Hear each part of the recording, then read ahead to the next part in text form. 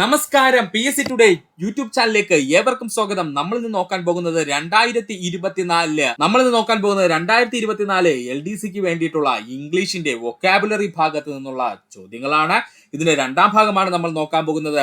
വളരെ ഈസി കോഡിലൂടെ നമുക്ക് ഇനി ഇംഗ്ലീഷ് വൊക്കാബുലറി പഠിക്കാം. സമയം കളയേണ്ട, നമുക്ക് ക്ലാസ്സിലേക്ക് പോകാം. നമ്മൾ ഇന്ന് നോക്കാൻ പോകുന്നത് ചില പ്രത്യേക പദങ്ങളുടെ വിപരീത പദങ്ങളാണ് കേട്ടോ.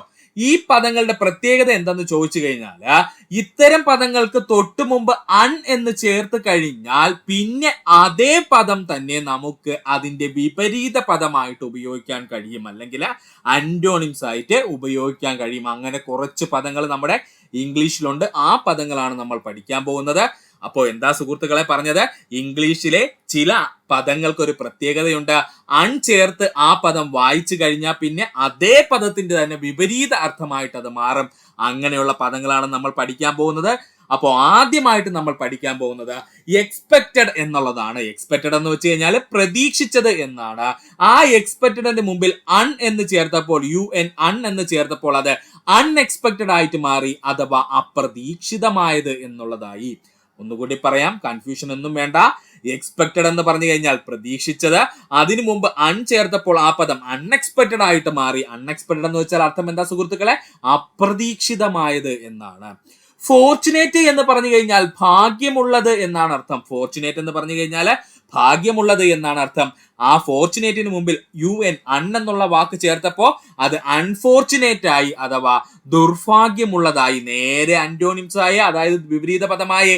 ഫോർച്ചുനേറ്റ് എന്ന് പറഞ്ഞാൽ ഭാഗ്യമുള്ളത്, അതിനു മുമ്പ് അൺ ചേർത്തപ്പോൾ അത് അൺഫോർച്ചുനേറ്റ് ആക്കി, അപ്പോൾ അത് ദുർഭാഗ്യമുള്ളത് എന്നായി. ഫോൾഡ് എന്ന് പറഞ്ഞു കഴിഞ്ഞാൽ മടക്കുക എന്നാണ് അർത്ഥം. അതിനു മുമ്പ് അൺ ചേർത്ത് അതിനെ അൺഫോൾഡ് എന്ന് നമുക്ക് വായിക്കാം, അപ്പോൾ അത് തുറക്കുക എന്നുള്ള അർത്ഥമായിട്ട് മാറി. ഫോൾഡ് എന്ന് പറഞ്ഞു കഴിഞ്ഞാൽ മടക്കുക, അതിന്റെ വിപരീത പദം അല്ലെങ്കിൽ ആന്റോണിം എന്തെന്ന് ചോദിച്ചാൽ അൺഫോൾഡ് ആണ്. ഹോളി എന്ന് പറഞ്ഞു കഴിഞ്ഞാൽ വിശുദ്ധമായത് എന്നാണ് അർത്ഥം. ഹോളി എന്ന് പറഞ്ഞു കഴിഞ്ഞാൽ വിശുദ്ധമായത് എന്നാണ് അർത്ഥം. അപ്പോൾ അതിനു മുമ്പ് അൺ ചേർത്ത് അൺഹോളി എന്ന് പറഞ്ഞു കഴിഞ്ഞാൽ അവിശുദ്ധമായ എന്നാണ് അർത്ഥം. അൺഹോളി എന്ന് പറഞ്ഞു കഴിഞ്ഞാൽ അവിശുദ്ധമായത് എന്നാണ് അർത്ഥം. സുഹൃത്തുക്കൾക്ക് മനസ്സിലായല്ലോ? ഒന്നുകൂടി പറഞ്ഞു തരാം. ഒന്നുമില്ല, സംഗതി ഈസിയാണ്. ഇംഗ്ലീഷിലെ ചില പദങ്ങൾക്ക് ആ പദത്തിന്റെ തന്നെ തൊട്ടു മുമ്പ് അൺ എന്ന് ചേർത്ത് കഴിഞ്ഞാൽ അതിന് തന്നെ വിപരീത പദമായിട്ട് മാറും. അത്തരം പദങ്ങളാണ് നമ്മളിവിടെ നോക്കാൻ പോകുന്നത്. അപ്പോൾ ഇനി പറഞ്ഞിരിക്കുന്ന പദങ്ങൾക്ക് തൊട്ടു മുമ്പ് അൺ എന്ന് ചേർത്ത് കഴിഞ്ഞാൽ അത് അതിന്റെ വിപരീത പദമാവും. ശ്രദ്ധിക്കുക. എക്സ്പെക്റ്റഡ് എന്ന് പറഞ്ഞു കഴിഞ്ഞാൽ പ്രതീക്ഷിച്ചത്, അതിനു മുമ്പ് അൺ ചേർക്കുമ്പോൾ അത് അൺഎക്സ്പെക്റ്റഡ് ആയിട്ട് മാറും, അത് അപ്രതീക്ഷിതമായത്. ഫോർച്ചുനേറ്റ് എന്ന് പറഞ്ഞു കഴിഞ്ഞാൽ ഭാഗ്യമുള്ളത്, അതിനു മുമ്പ് അൺ ചേർത്തപ്പോൾ അത് അൺഫോർച്ചുനേറ്റ് എന്നാക്കി മാറ്റി. അതിന്റെ അർത്ഥം എന്താണ്? ദുർഭാഗ്യമുള്ളത്. ഫോൾഡ് എന്ന് പറഞ്ഞു കഴിഞ്ഞാൽ മടക്കുക എന്നാണ്. അതിനു മുമ്പ് അൺ ചേർത്തപ്പോൾ അത് അൺഫോൾഡ് ആയി, അപ്പോൾ അർത്ഥം എന്താണ്? തുറക്കുക എന്നായി. ഹോളി എന്ന് പറഞ്ഞു കഴിഞ്ഞാൽ വിശുദ്ധമായത് എന്നാണ്. അതിനു മുമ്പ് അൺ ചേർത്തപ്പോൾ അത് അൺഹോളി ആയി, അവിശുദ്ധമായത് എന്നുള്ള അർത്ഥത്തിലേക്ക് മാറി. ഇത്രയും ഭാഗം സുഹൃത്തുക്കളെ പഠിക്കും. ഇനി ഇങ്ങനെയുള്ള കുറച്ച് പദങ്ങൾ കൂടി നമുക്കൊന്ന് നോക്കാം. ഹർട്ട് എന്ന് പറഞ്ഞു കഴിഞ്ഞാൽ വേദനിപ്പിക്കലാണ്. ഹർട്ട് എന്ന് പറഞ്ഞു കഴിഞ്ഞാൽ വേദനിപ്പിക്കുക എന്നാണ് അർത്ഥം. അൺഹർട്ട് എന്ന് പറഞ്ഞു കഴിഞ്ഞാൽ വേദനിപ്പിക്കാത്തത് എന്നാണ് അർത്ഥം. ഹർട്ട് എന്ന് പറഞ്ഞു കഴിഞ്ഞാൽ വേദനിപ്പിക്കുന്നത്, അൺഹർട്ട് എന്ന് പറഞ്ഞു കഴിഞ്ഞാൽ വേദനിപ്പിക്കാത്തത്. ഹൈജീൻ എന്ന് പറഞ്ഞു കഴിഞ്ഞാൽ ശുചിത്വമാണ്. അൺഹൈജീനിക് എന്ന് പറഞ്ഞു കഴിഞ്ഞാൽ ശുചിത്വമില്ലാത്തതാണ്. പഠിക്കുക. ഹൈജീനിക് എന്ന് പറഞ്ഞു കഴിഞ്ഞാൽ ശുചിത്വമുള്ളതാണ്.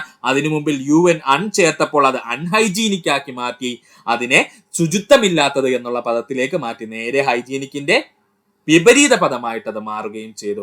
അതുപോലെ തന്നെയാണ് ചിലപ്പോ പി എസ് സി ചോദിക്കും, ഫിൽത്തി എന്നായിരിക്കും ചോദിക്കുന്നത്. ഫിൽത്തി എന്ന് വെച്ച് കഴിഞ്ഞാൽ എന്താണ്? മലിനമായത് എന്നാണ് അർത്ഥം. ഒരു തവണ പി എസ് സി അങ്ങനെ പ്രീവിയസ് ആയി ചോദിച്ചിട്ടുണ്ട് കേട്ടോ. ഇതൊക്കെ PQ ആണ്, പ്രീവിയസ് ആയി ചോദിച്ചിട്ടുണ്ട്. ഹൈജീനിക്കിന്റെ അന്റോണിംസ് ചോദിച്ചിട്ട് ഉത്തര സൂചികയിൽ കിടന്നത് ഫിൽത്തി എന്നായിരുന്നു കേട്ടോ. എന്താണ് ഫിൽത്തി എന്ന് മീൻസ്? എന്താണ്? മലിനമായത് എന്നാണ് അർത്ഥം. അപ്പൊ അതുകൂടെ സുഹൃത്തുക്കളൊന്ന് പഠിച്ചു വെച്ചിരിക്കുക. ജസ്റ്റ് എന്ന് പറഞ്ഞു കഴിഞ്ഞാൽ ന്യായമായത്. അൺജസ്റ്റ് എന്ന് പറഞ്ഞു കഴിഞ്ഞാൽ ന്യായരഹിതമായത്. ജസ്റ്റ് എന്ന് പറഞ്ഞു കഴിഞ്ഞാൽ ന്യായമായ കാര്യം, അൺജസ്റ്റ് എന്ന് പറഞ്ഞു കഴിഞ്ഞാൽ എന്താണ്? ന്യായരഹിതമായത്. നോൺ എന്ന് പറഞ്ഞു കഴിഞ്ഞാൽ അറിയപ്പെടുന്നത്. KNOWN നോൺ ആണ്. നോൺ എന്ന് പറഞ്ഞു കഴിഞ്ഞാൽ അറിയപ്പെടുന്നത്.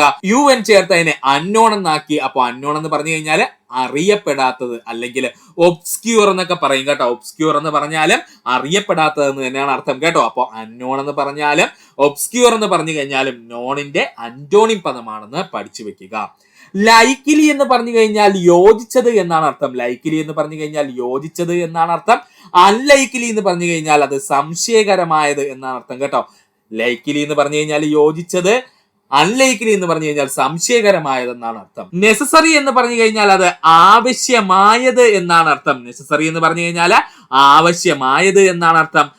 അൺനെസസറി എന്ന് പറഞ്ഞു കഴിഞ്ഞാൽ അത് അനാവശ്യമായതെന്നാണ്. നെസസറിക്ക് തൊട്ടു മുമ്പ് അൺ ചേർത്ത് നമ്മൾ അതിനെ അൺനെസസറി എന്ന് വിളിച്ചു. അൺനെസസറി വാക്കിന്റെ അർത്ഥം എന്താ സുഹൃത്തുക്കളെ?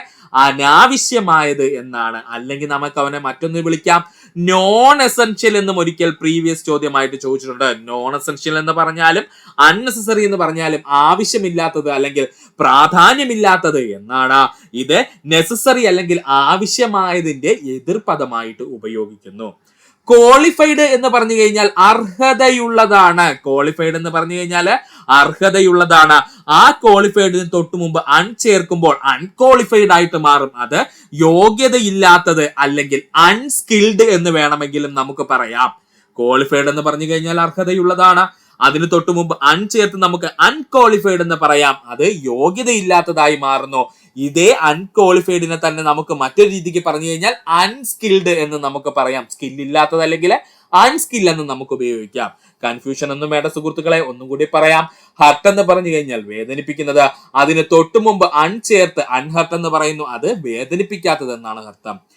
ഹൈജീനിക് എന്ന് പറഞ്ഞു കഴിഞ്ഞാൽ ശുചിത്വമുള്ളത്. അതിന് തൊട്ടു മുമ്പ് അൺ ചേർത്ത് അൺഹൈജീനിക് എന്ന് പറഞ്ഞു കഴിഞ്ഞാൽ അത് ശുചിത്വമില്ലാത്തത്. ഇല്ലെങ്കിൽ അതിന് മറ്റൊരു പദം കൂടി നമുക്ക് ഉപയോഗിക്കാം. അതാണ് ഫിൽത്തി എന്നുള്ള പദം. ഫിൽത്തി മീൻസ് മലിനമായത് എന്നാണ് അർത്ഥം. ജസ്റ്റ് എന്ന് പറഞ്ഞു കഴിഞ്ഞാൽ ന്യായമായതാണ്. അതിനു മുമ്പ് നമ്മൾ അൺ ചേർത്ത് അതിനെ അൺജസ്റ്റ് ആക്കി. അൺജസ്റ്റ് എന്ന് പറഞ്ഞു കഴിഞ്ഞാൽ ന്യായരഹിതമായത്. നോൺ എന്ന് പറഞ്ഞു കഴിഞ്ഞാൽ അറിയപ്പെടുന്നത്. ആ നോണിന് തൊട്ടു മുമ്പ് അൺ ചേർത്ത് നമ്മൾ അൺനോൺ ആക്കി. അൺനോൺ എന്ന് വെച്ചാൽ അറിയപ്പെടാത്തത്. അല്ലെങ്കിൽ അവന് നമുക്ക് മറ്റൊരു പേര് പറയാം, ഒബ്സ്ക്യൂർ എന്ന് പറയാം. അല്ലെങ്കിൽ എന്ന് പറയാം, ഒബ്സ്ക്യൂർ എന്ന് പറയാം. ലൈക്കിലി എന്ന് പറഞ്ഞു കഴിഞ്ഞാൽ യോജിച്ചത്. അതിന് തൊട്ടു മുമ്പ് അൺ ചേർത്ത് നമ്മൾ അൺലൈക്കിലി ആക്കി അല്ലെങ്കിൽ സംശയകരമായത് എന്നർത്ഥം ഉണ്ടാക്കുന്നു. നെസസറി എന്ന് പറഞ്ഞു കഴിഞ്ഞാൽ ആവശ്യമായതാണ്. അതിന് തൊട്ടു മുമ്പ് നമ്മൾ അൺ ചേർത്ത് അതിനെ അൺനെസസറി ആക്കുന്നു, അതായത് അനാവശ്യമായതാക്കി മാറ്റുന്നു. അല്ലെങ്കിൽ അതിന് മറ്റൊരു പേര് നമുക്ക് പറയാം, നോൺ എസെൻഷ്യൽ എന്ന് വേണമെങ്കിൽ നമുക്ക് പറയാം. അതായത് പ്രാധാന്യമില്ലാത്തത് എന്നർത്ഥം വരുന്നു. നോൺ എസെൻഷ്യൽ എന്ന് പറഞ്ഞു കഴിഞ്ഞാൽ പ്രാധാന്യമില്ലാത്തത് എന്നാണ് അർത്ഥം. ക്വാളിഫൈഡ് എന്ന് വെച്ച് കഴിഞ്ഞാൽ അർഹതയുള്ളത്. ക്വാളിഫൈഡ് എന്ന് വെച്ച് കഴിഞ്ഞാൽ അർഹതയുള്ളത്. ക്വാളിഫൈഡിന് തൊട്ടു മുമ്പ് നമ്മൾ അൺ ചേർത്ത് അതിനെ അൺക്വാളിഫൈഡ് ആക്കുന്നു, അതായത് യോഗ്യതയില്ലാത്തത്. അല്ലെങ്കിൽ നമുക്ക് അവനെ മറ്റൊരു പേര് പറയാം, അൺസ്കിൽഡ് എന്ന് പറയാം കേട്ടോ. അല്ലെങ്കിൽ നമുക്ക് മറ്റൊരു പദം ഉപയോഗിക്കാം. ഏതാണ്? അൺസ്കിൽഡ് എന്ന് നമുക്ക് ഉപയോഗിക്കാം. ഇത്രയും ഭാഗം സുഹൃത്തുക്കളെ വ്യക്തമായിട്ട് പഠിക്കുക. അടുത്ത പദമാണ് റിയലിസ്റ്റിക്. റിയലിസ്റ്റിക്സ് എന്ന് വെച്ചാൽ എന്താണ്? യാഥാർത്ഥ്യമായത് എന്നാണ് അല്ലെ. റിയാലിറ്റി അല്ലെങ്കിൽ റിയലിസ്റ്റിക്സ് എന്ന് വെച്ചാൽ യാഥാർത്ഥ്യമായതെന്നാണ്. റിയലിസ്റ്റിക്സിന് തൊട്ടു മുമ്പ് അൺ ചേർത്ത് നമ്മൾ അൺറിയലിസ്റ്റിക് ആക്കുന്നു. അപ്പോൾ അത് യഥാർത്ഥമല്ലാത്തത് അല്ലെങ്കിൽ മിഥ്യ എന്നൊക്കെ വരും കേട്ടോ അർത്ഥം.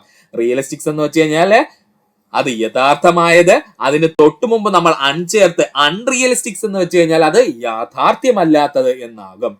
റിലേബിൾ എന്ന് വെച്ച് കഴിഞ്ഞാൽ വിശ്വാസയോഗ്യമായത് എന്നാണ്. റിലേബിൾ എന്ന് വെച്ച് കഴിഞ്ഞാല് വിശ്വാസയോഗ്യം എന്നാണ്. അതിന് തൊട്ടു മുമ്പ് നമ്മൾ അൺ ചേർത്ത് അൺറിലയബിൾ ആക്കുന്നു, അപ്പോൾ അത് അവിശ്വസനീയമായതാകുന്നു. റിലയബിൾ എന്ന് വെച്ച് കഴിഞ്ഞാൽ വിശ്വാസയോഗ്യമുള്ളത്. അതിന് തൊട്ടു മുമ്പ് നമ്മൾ അൺ ചേർത്ത് അൺറിയലബിൾ ആക്കുന്നു, അത് സേവറി എന്ന് പറഞ്ഞു കഴിഞ്ഞാൽ രുചികരമായത് എന്നാണ് അർത്ഥം. സേവറി എന്ന് പറഞ്ഞു കഴിഞ്ഞാൽ രുചികരമായത് എന്നാണ് അർത്ഥം. അതിന് തൊട്ടു മുമ്പ് നമ്മൾ അൺ ചേർത്ത് അൺസേവറി ആക്കുന്നു, അതായത് രുചിയില്ലാത്തത് എന്നാക്കുന്നു, അല്ലെങ്കിൽ ചവർപ്പുള്ളത് എന്നൊക്കെയാണ് അർത്ഥം കേട്ടോ. അപ്പൊ സേവറി എന്ന് പറഞ്ഞു കഴിഞ്ഞാൽ രുചികരമായത്, അൺസേവറി എന്ന് പറഞ്ഞു കഴിഞ്ഞാൽ രുചി ഇല്ലാത്തത്. സ്ക്രൂ എന്ന് പറഞ്ഞു കഴിഞ്ഞാൽ ചുറ്റുക എന്നാണ് അർത്ഥം. സ്ക്രൂ എന്ന് പറഞ്ഞു കഴിഞ്ഞാൽ ചുറ്റുക എന്നാണ് അർത്ഥം. സ്ക്രൂവിന് തൊട്ടു മുമ്പ് നമ്മൾ അൺ ചേർത്ത് അൺസ്ക്രൂ എന്നാക്കി കഴിഞ്ഞാൽ അത് അഴിച്ചെടുക്കുക എന്നർത്ഥമാക്കി. സ്ക്രൂ എന്ന് പറഞ്ഞു കഴിഞ്ഞാൽ ചുറ്റുക അല്ലെങ്കിൽ തിരിക്കുക എന്നൊക്കെയാണ് അർത്ഥം. ഇതിന് തൊട്ടു മുമ്പ് നമ്മൾ അൺ ചേർത്തിട്ട് അൺസ്ക്രൂ എന്ന് പറഞ്ഞു കഴിഞ്ഞാൽ അഴിച്ചെടുക്കുക എന്നാണ് അർത്ഥം. അടുത്ത പദമാണ് സ്കാർപുലസ്. സ്കാർപുലസ് മീൻസ് മനസാക്ഷിയുള്ളത്. സ്കാർപുലസ് മീൻസ് എന്താണ്? മനസാക്ഷിയുള്ളത് എന്നാണ്. എന്നാൽ സ്കാർപുലസിന് തൊട്ടു മുമ്പ് നമ്മൾ അൺ ചേർത്ത് കഴിഞ്ഞാൽ അത് അൺസ്കാർപുലസ് ആവും, അതായത് മനസാക്ഷി ഇല്ലാത്തതായിട്ട് മാറും. സ്കാർപുലസ് എന്ന് വെച്ച് കഴിഞ്ഞാൽ മനസാക്ഷിയുള്ളത്. അതിന് തൊട്ടു മുമ്പ് അൺ ചേർത്ത് അൺസ്കാർപുലസ് എന്നാക്കി കഴിഞ്ഞാൽ അത് മനസാക്ഷി ഇല്ലാത്തത് എന്നാണ് അർത്ഥം. ഒന്നുകൂടി പറയാം സുഹൃത്തുക്കളെ, ശ്രദ്ധിച്ചിരിക്കുക. റിയലിസ്റ്റിക്സ് എന്ന് വെച്ച് കഴിഞ്ഞാൽ യാഥാർത്ഥ്യമായത്. അതിന് തൊട്ടു മുമ്പ് നമ്മൾ അൺ ചേർത്ത് അൺറിയലിസ്റ്റിക് ആക്കുന്നു. അതിന്റെ അർത്ഥം എന്താണ്? യാഥാർത്ഥ്യമല്ലാത്തത്.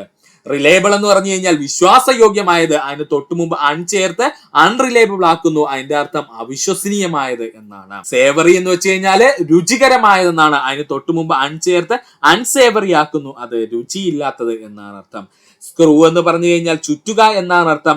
അൺസ്ക്രൂ എന്ന് പറഞ്ഞു കഴിഞ്ഞാൽ അഴിച്ചെടുക്കുക എന്നാണ് അർത്ഥം. സ്കാർപ്പുലസ് എന്ന് വെച്ച് കഴിഞ്ഞാൽ മനസാക്ഷി ഉള്ളതെന്നാണ് അർത്ഥം, അതിന് തൊട്ടു മുമ്പ് നമ്മൾ ചേർത്ത് അൺസ്കാർപ്പുലസ് എന്നാക്കുന്നു, അത് മനസാക്ഷി ഇല്ലാത്തത് എന്നാണ് അർത്ഥം വരുന്നത്. അടുത്തതായി നമ്മൾ നോക്കാൻ പോകുന്നതാണ് one word substitution. One word substitution അല്ലെങ്കിൽ നമ്മൾ മലയാളത്തിൽ പറയും ഒറ്റപ്പദം എന്ന് പറയും കേട്ടോ. വൺ വേർഡ് സബ്സ്റ്റിറ്റ്യൂഷൻ അല്ലെങ്കിൽ ഒറ്റപ്പദമാണ്. ഒത്തിരി PSC യുടെ ചോദ്യങ്ങൾ പ്രീവിയസ് ആയി ചോദിക്കുന്നതാണ്. അപ്പോ നമുക്ക് നോക്കാം.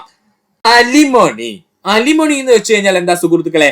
Allowance due to a wife from husband on separation. അതായത് ഒന്നുമില്ല, ഭാര്യയും ഭർത്താവും തമ്മിൽ വേർപിരിഞ്ഞു കഴിഞ്ഞാല് ഭർത്താവ് ഭാര്യയ്ക്ക് നൽകേണ്ട ജീവനാംശം അറിയപ്പെടുന്ന പേരാണ് അലിമണി എന്ന് പറഞ്ഞു കഴിഞ്ഞാൽ. അപ്പോൾ എന്താണ് അലിമണി എന്ന് പറഞ്ഞു കഴിഞ്ഞാൽ? Allowance due to a wife from husband on separation. അതായത് ഭർത്താവിൽ നിന്നും ഭാര്യ വേർപെട്ടു പോയി കഴിഞ്ഞാൽ, അതായത് വിവാഹബന്ധം വേർപെടുത്തി കഴിഞ്ഞാല് ഭർത്താവ് ഭാര്യയ്ക്ക് നൽകേണ്ട ജീവനാംശത്തിനെയാണ് നമ്മള് അലിമണി എന്ന് പറയുന്നത്. ഇത് പഠിക്കാനായിട്ട് ഒരു ഈസി കോഡ് സുഹൃത്തുക്കളെ പറഞ്ഞു തരട്ടെ. അലി വൈഫിൽ നിന്നും സെപ്പറേറ്റ് ആയാൽ മണി കൊടുക്കേണ്ടി വരുമെന്നങ്ങ് പഠിക്കുക.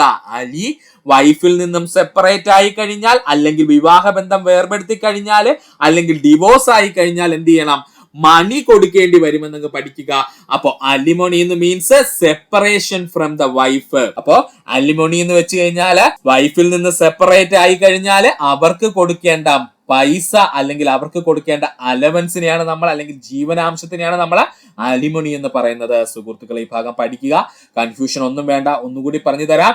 അലിമണി എന്ന് പറഞ്ഞു കഴിഞ്ഞാൽ എന്താ അർത്ഥം സുഹൃത്തുക്കളെ? Allowance due to a wife from husband on separation. അതായത് വിവാഹബന്ധം വേർപെടുത്തിയ ഭാര്യയ്ക്ക് ഭർത്താവ് നൽകുന്ന ജീവനാംശത്തിനെയാണ് അലിമണി എന്ന് പറയുന്നത്. അൽമണി എന്ന് പറഞ്ഞാൽ എങ്ങനെ പഠിക്കാമെന്ന് ചോദിച്ചു കഴിഞ്ഞാൽ നമ്മുടെ കയ്യിൽ ഒരു ഈസി കോഡ് ഉണ്ട്. കോഡ് ഇത്രയേ ഉള്ളൂ. അലിയുടെ വൈഫിൽ നിന്നും അലി സെപ്പറേറ്റ് ആയാൽ മണി കൊടുക്കേണ്ടി വരും എന്നങ്ങ് പഠിക്കുക. അലിയുടെ വൈഫിൽ നിന്നും അലി സെപ്പറേറ്റ് ആയി കഴിഞ്ഞാൽ മണി കൊടുക്കേണ്ടി വരും എന്നങ്ങ് പഠിക്കുക. അപ്പൊ അലിമണി എന്ന് വെച്ച് കഴിഞ്ഞാൽ അർത്ഥം എന്താണ്? Allowance due to a wife from husband on separation എന്നാണ്. അപ്പോ വൈഫും സെപ്പറേറ്റും കിട്ടിക്കഴിഞ്ഞാൽ നമുക്ക് അലിമണി എന്നുള്ളത് നമ്മുടെ കയ്യിരിക്കും. ഈ കോഡ് പഠിക്കുക.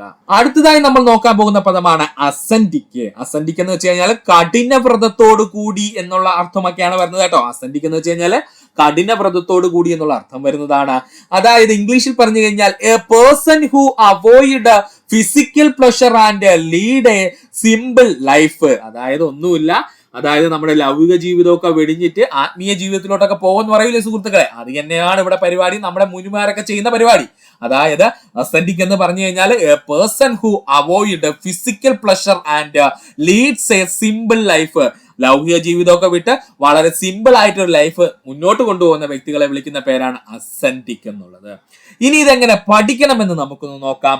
അസെന്റിക്കിൽ നിന്നും ഞാൻ സെന്റ് ഇഞ്ഞെടുക്കുവാണ് കേട്ടോ. അസെന്റിക്കിൽ നിന്ന് എനിക്കൊരു സെന്റ് ഇഞ്ഞെടുക്കാൻ പറ്റൂലേ സുഹൃത്തുക്കളെ? ആ സെന്റ് ഞാൻ ഇങ്ങ് എടുക്കാൻ പോവുകയാണ്. ഇത്രയേ ഉള്ളൂ കാര്യം.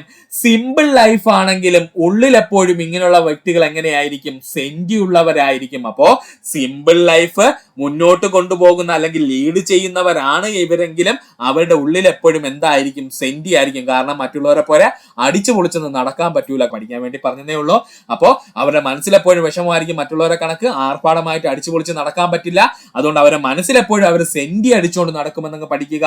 കോഡിന് വേണ്ടി പറഞ്ഞതാണ്. അപ്പൊ അസെന്റിക് എന്ന വാക്കിന്റെ അർത്ഥം ചോദിച്ചു കഴിഞ്ഞാൽ ഇത് സുഹൃത്തുക്കൾ മറക്കൂലല്ലോ, സിമ്പിൾ ലൈഫ് ലീഡ് ചെയ്യുന്നവരാണ്. സിമ്പിൾ ലൈഫ് ലീഡ് ചെയ്യുന്നവരാണ് പഠിക്കുക. ബൈഗമി എന്ന് പറഞ്ഞു കഴിഞ്ഞാൽ the state of being married two persons at the same time ആണ്. അതായത് ഒരേ സമയം രണ്ടു ഭാര്യമാർ അല്ലെങ്കിൽ രണ്ടു ഭർത്താക്കന്മാരുണ്ടാകുന്ന അവസ്ഥയാണ് ബൈഗമി എന്ന് പറയുന്നത്, അല്ലെങ്കിൽ ദുഫാരിത്വം എന്നൊക്കെ പറയും കേട്ടോ. ബൈഗമി എന്ന് പറഞ്ഞു കഴിഞ്ഞാൽ ഇംഗ്ലീഷിൽ എന്താ അർത്ഥമാക്കുന്നത്? The state of being married two persons at the same time. അതായത് ഒരേ സമയത്ത് തന്നെ രണ്ട് ഭാര്യമാരോ രണ്ട് ഭർത്താക്കന്മാരോ ഉണ്ടെങ്കിൽ ആ ഒരു അവസ്ഥയെ പറയുന്ന പേരാണ് ബൈഗമി എന്നുള്ളത്. ഇനി എങ്ങനെ നമുക്ക് ബൈഗമി പഠിക്കാമെന്ന് നോക്കാം. ബൈഗമീനെ ഞാൻ മാറ്റിയിട്ട് സുഹൃത്തുക്കളെ ബിഗ് ആർമി എന്നങ്ങ് ആക്കാൻ പോവാണ് കേട്ടോ. ബൈഗമി എന്ന വാക്കിൽ നിന്ന് എനിക്കൊരു ബിഗ് കിട്ടും, അതുപോലെ തന്നെ ആമി എന്നുള്ള വാക്കിന് ഞാൻ ആർമി എന്നാക്കി. അപ്പോ 2 ഭാര്യമാരുണ്ട് എങ്കിൽ അവരുടെ കുടുംബം ഒരു വലിയ ആർമി പോലെ ആയിരിക്കും അല്ലെ. ഒത്തിരി മക്കൾ കാണും, അവർക്ക് കൊച്ചുമക്കൾ കാണും. അപ്പോ വലിയൊരു ആർമി പോലെ ആയിരിക്കും, ഒരു ബിഗ് ആർമിക്ക് തുല്യമായിരിക്കും അവരുടെ കുടുംബം. പഠിക്കണേ, ബൈഗമി എന്ന് ഞാൻ എന്തായിട്ട് മാറ്റി? ബിഗ് ആർമി എന്നാക്കി മാറ്റി. അവിടെ 2 ഭാര്യമാരുണ്ടെങ്കിൽ അവരുടെ കുടുംബം ഒരു ബിഗ് ആർമിക്ക് തുല്യമായിരിക്കും എന്നങ്ങ് പഠിക്കുക. അപ്പോ ബൈഗമി എന്ന് പറഞ്ഞാൽ എന്താണ്? A state of being married 2 person at A same time. 2 വ്യക്തികളെ ഒരേ സമയം വിവാഹം കഴിക്കുന്നവരെ വിളിക്കുന്ന പേരാണ് ബൈഗമി എന്നുള്ളത്. മറക്കാതിരിക്കുക, ഇത്രയും ഭാഗം വ്യക്തമായിട്ട് പഠിക്കുക. അടുത്തതാണ് സെലിബേറ്റ്. എന്താ സെലിബേറ്റ് എന്ന് പറഞ്ഞു കഴിഞ്ഞാൽ? സെലിബേറ്റ് എന്ന് വെച്ച് കഴിഞ്ഞാൽ ബ്രഹ്മചാരിയാണ് കേട്ടോ. സെലിബേറ്റ് എന്ന് പറഞ്ഞാൽ ബ്രഹ്മചാരിയാണ്. വൺ വോവ്ഡ് അൺമാരീഡ് ലൈഫ്, അതായത് വിവാഹം കഴിക്കാത്ത ജീവിതം തിരഞ്ഞെടുത്ത ആളെ അല്ലെങ്കിൽ അത് കൊണ്ടു നടക്കുന്ന ആളെ നമ്മൾ വിളിക്കുന്ന പേരാണ് സെലിബേറ്റ് എന്നുള്ളത്. സെലിബേറ്റ് മീൻസ് എന്താണ്? ബ്രഹ്മചാരി എന്നാണ് അർത്ഥം കേട്ടോ. അപ്പൊ അത് പഠിക്കുക. ഇത് പഠിക്കുന്നതിന് വേണ്ടിയിട്ട് ഒരു ഈസി കോഡ് പറഞ്ഞുതരാം സുഹൃത്തുക്കളെ.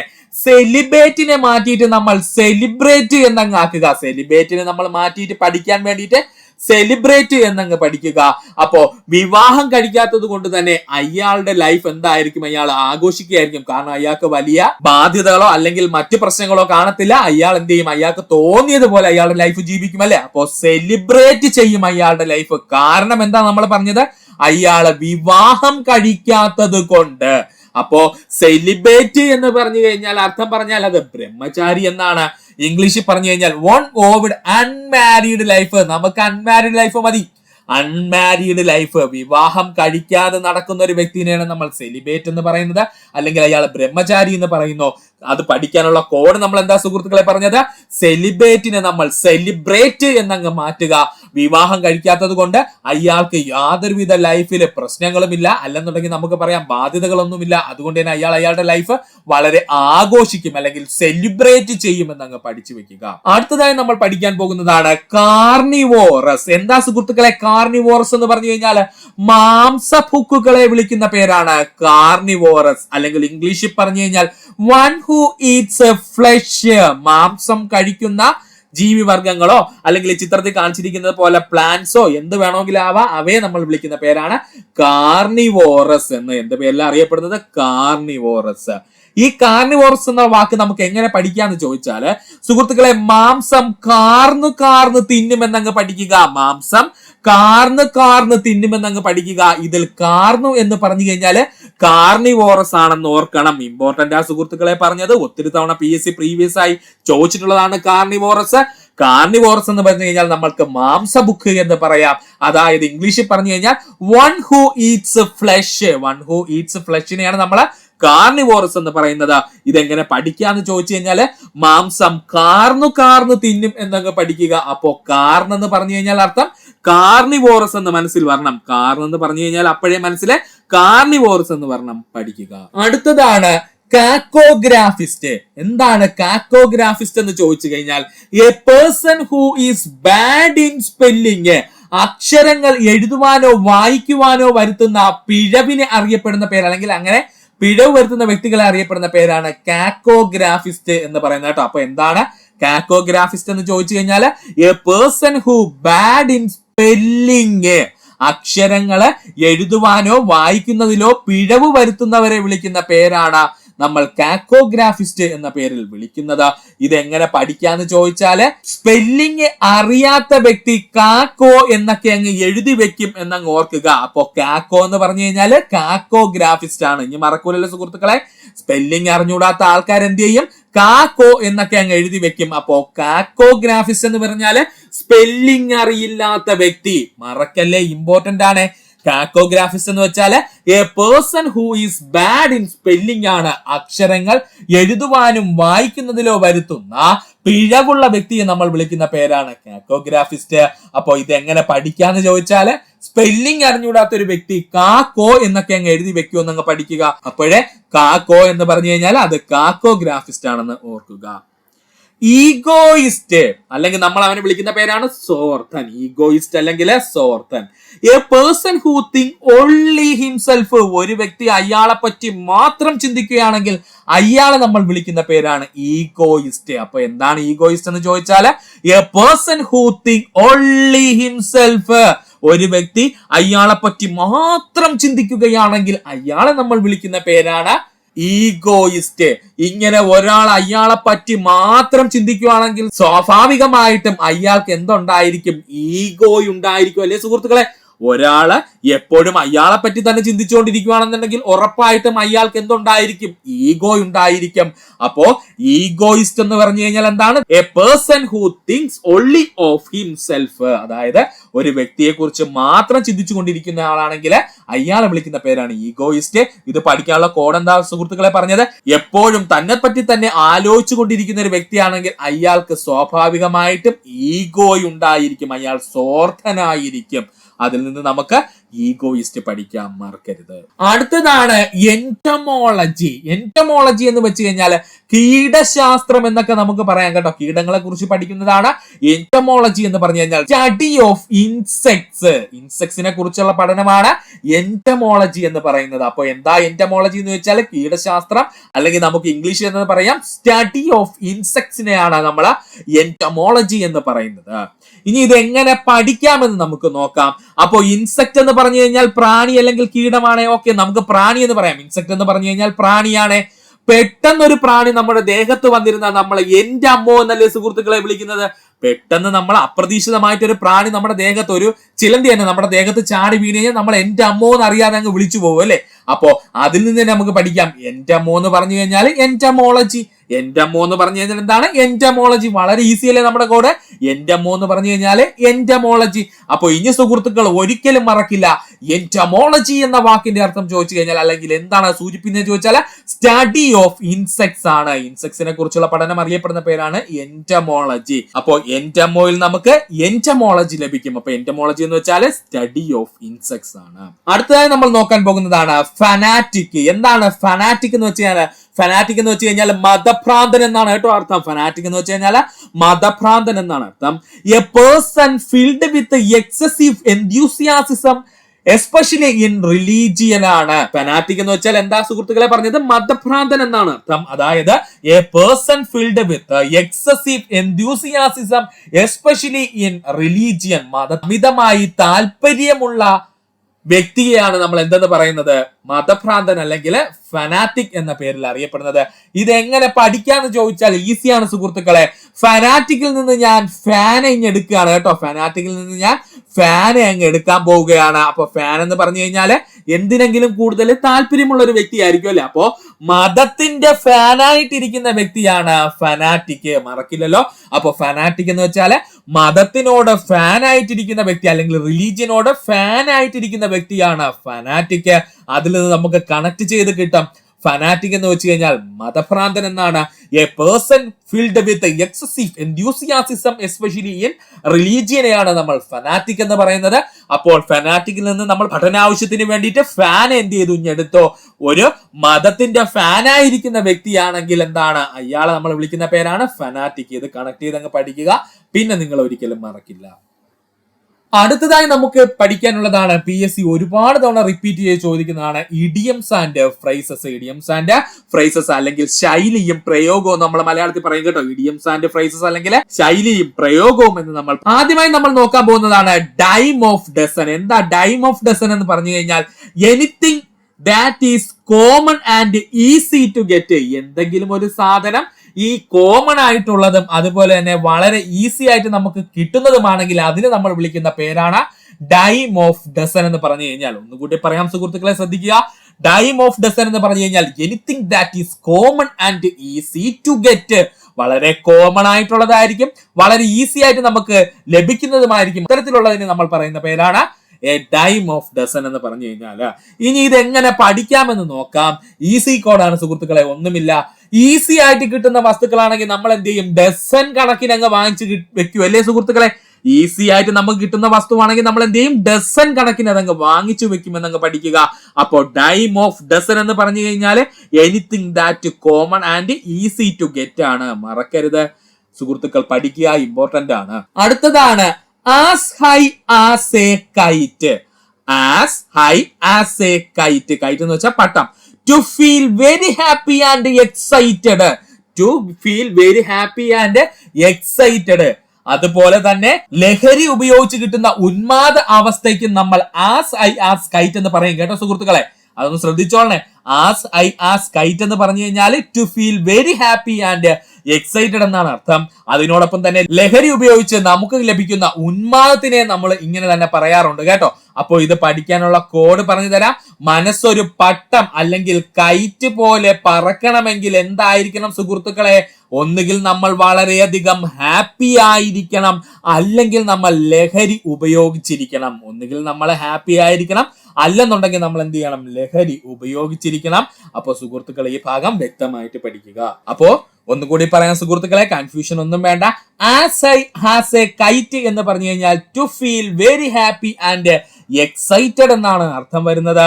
അതായത് നമ്മുടെ മനസ്സെന്ന് പറയുന്നത് എപ്പോഴാണ് ഒരു പട്ടം പോലെ പറക്കുന്നതെന്ന് ചോദിച്ചാൽ നമ്മൾ വളരെ എക്സൈറ്റഡും ഹാപ്പി ആയിരിക്കുന്ന സമയത്തായിരിക്കും അല്ലെ. എന്നാൽ അതിന് മറ്റൊരർത്ഥം കൂടി പറയാൻ പറ്റും. ലഹരി മൂലമുള്ള ഉന്മാദ അവസ്ഥയെ നമുക്ക് അങ്ങനെ പറയാൻ പറ്റും. അപ്പോൾ ഇതെങ്ങനെ പഠിക്കാന്ന് ചോദിച്ചാല്, മനസ്സൊരു പട്ടം പോലെ അല്ലെങ്കിൽ ഒരു കൈറ്റ് പോലെ എപ്പോഴാണ് പറക്കുന്നത്? ഒന്നുകിൽ നമ്മൾ ഹാപ്പി ആയിരിക്കണം, അല്ലെങ്കിൽ നമ്മളെ ലഹരി ഉപയോഗിച്ചിരിക്കണം. സുഹൃത്തുക്കളെ പഠിക്കുക. അടുത്തതാണ് അറ്റ് ദ 6 and 7. നമ്മൾ ഏറ്റവും കൂടുതൽ കടന്നു പോയിട്ടുള്ള ഒരു ഇടിയാണ് കേട്ടോ ഇത്.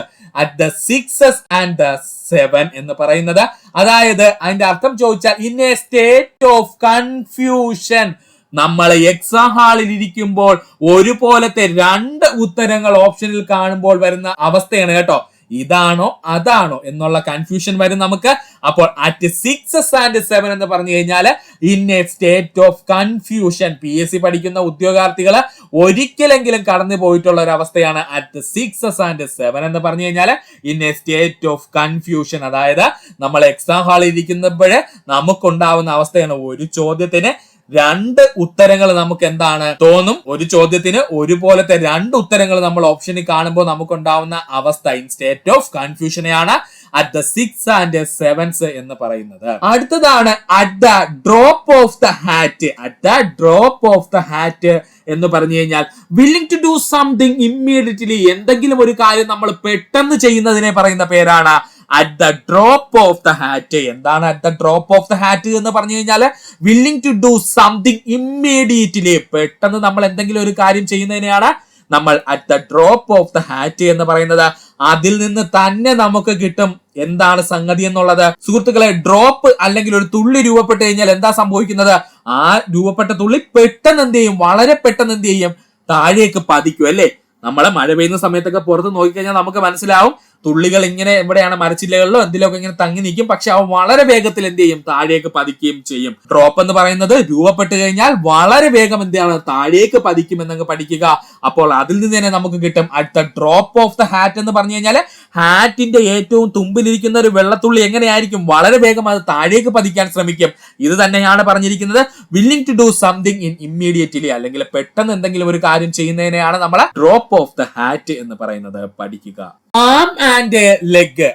ആം ആൻഡ് എ ലെഗ് എന്ന് പറഞ്ഞു കഴിഞ്ഞാൽ very expensive a large amount of money. Very expensive and large amount of money. ഒത്തിരി പണം ചിലവാകുന്നതും അതുപോലെ തന്നെ വെരി എക്സ്പെൻസീവ് ആയിട്ടുള്ള സംഭവത്തിന് നമ്മൾ വിളിക്കുന്ന പേരാണ് an am and a leg എന്ന് പറയുന്നത്. അതായത് പ്രത്യേകിച്ച് സ്ത്രീകളുടെ കേസിലൊന്നും സുഹൃത്തുക്കളും ശ്രദ്ധിക്കുക. കയ്യിലും കാലിലും ഒക്കെ എന്ത് ചെയ്യും? സ്ത്രീകൾ കൂടുതലായിട്ട് സ്വർണ്ണാഭരണങ്ങൾ ഉപയോഗിക്കും അല്ലെ. അതിനെന്ത് ചെയ്യും? സ്വർണ്ണമാകുമ്പോ അതിന് ഒരുപാട് എമൗണ്ട് അല്ലെങ്കിൽ ഒരുപാട് ലാർജ് എമൗണ്ട് ഓഫ് മണി നമ്മൾ ചെലവാക്കേണ്ടി വരും. ഇതങ്ങ് പഠിച്ചു വെച്ചിരുന്നാൽ മതി.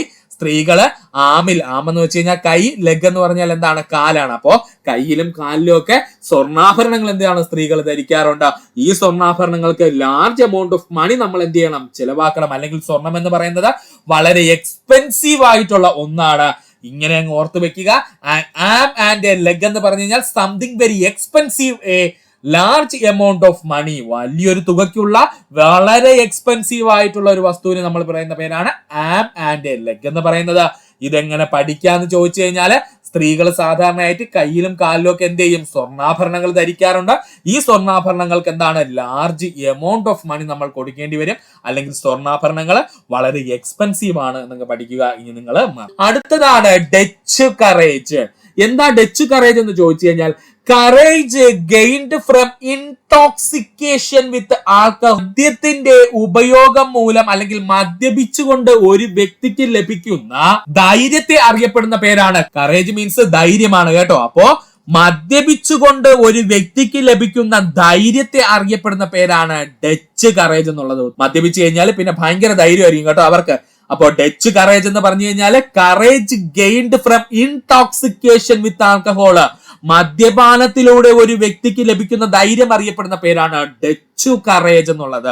ഇതിന്റെ പിന്നിലൊരു കഥയുണ്ട്, ആ സുഹൃത്തുക്കളൊന്ന് ഓർത്ത് വെച്ചിരുന്നാൽ മതി. അപ്പൊ എക്സാം ഹാളിൽ നമുക്ക് പെട്ടെന്ന് കിട്ടും. അതായത് പണ്ട് കാലത്ത് ഈ ഡച്ച് സൈന്യാധിപന്മാർക്ക് രാജാവ് മദ്യം വിളമ്പുമായിരുന്നു. ഇങ്ങനെ മദ്യപിച്ചു കഴിഞ്ഞ് ഡച്ച് സൈനികര് കൂടുതൽ ശക്തമായിട്ട് എതിരാളികളോട് പോരാടിയിരുന്നു എന്നാണ് ചരിത്രം പറയുന്നത് കേട്ടോ. ശരിയാണോ തെറ്റാണോ എന്ന് അറിയത്തില്ല. അവിടെ നിന്നാണ് ഈ ഡച്ച് കറേജ് എന്നുള്ള ഇഡിയം രൂപപ്പെട്ടത് എന്ന് കരുതപ്പെടുന്നുണ്ട്. അപ്പൊ സുഹൃത്തുക്കൾ ജസ്റ്റ് ഒന്ന് ഓർത്ത് വെച്ചിരുന്നാൽ മതി. പണ്ടുകാലത്ത് ഈ രാജാക്കന്മാര് ഡച്ച് സൈന്യാധിപന്മാർക്ക് എന്ത് നൽകുമായിരുന്നു, മദ്യം നൽകുമായിരുന്നു. അതോടുകൂടി ഈ ഡച്ച് സൈന്യം എന്ത് ചെയ്യും, ശക്തമായിട്ട് എതിരാളികളുമായിട്ട് യുദ്ധം ചെയ്യുമായിരുന്നു എന്ന് ഓർക്കുക. അപ്പോ ഡച്ച് കറേജ് എന്ന് വെച്ച് കഴിഞ്ഞാൽ ഇനി സുഹൃത്തുക്കൾ ഓർത്ത് വെച്ചേക്കുക, courage gained from intoxication with alcohol.